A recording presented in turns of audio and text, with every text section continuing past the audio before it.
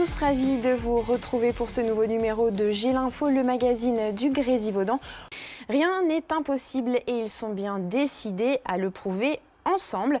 Dans quelques jours, des jeunes valides de l'école des pupilles de l'air de Montbonneau et des jeunes handicapés de l'association des paralysés de France s'élanceront sur les pentes du Vercors, direction le mémorial de la résistance de Vassieux.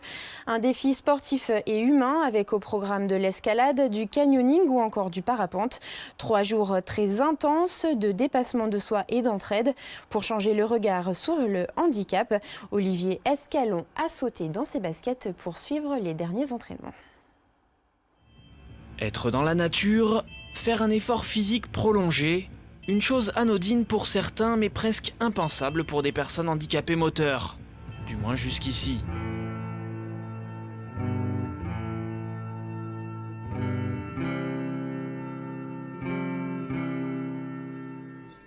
Un peu le stress, mais il faut le faire. Il faut bien convaincre la peur.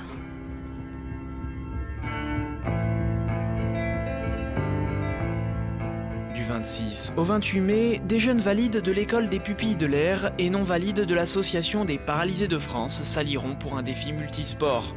3 jours de raid à travers le Vercors pour allier le mémorial de Vassieux depuis l'EPA de Montbonneau. Donc ce défi sportif concrétise le partenariat que nous avons avec l'association des paralysés de France. Et il va véhiculer donc les valeurs qui nous sont chères, telles que la mixité sociale et l'inclusion. Ça permettra donc à nos élèves de côtoyer ces jeunes-là, et ces jeunes-là pourront sortir de leur institut d'éducation motrice et découvrir un petit peu la nature avec l'aide que nous allons leur apporter. Réunis pour une journée d'entraînement sur le tronçon de 10 km entre Lens-en-Vercors et Villard-de-Lans, les 22 jeunes prennent leur marque. Avec le matériel, fauteuil tout-terrain, joëlette et handbike prêté par Handisport Grenoble, mais aussi entre eux. Ce parcours est avant tout un projet humain.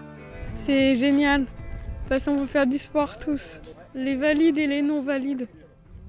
Je pense que les personnes qui n'ont pas assez l'opportunité de voir des personnes handicapées se focalisent sur leurs propres idées déjà trop faites.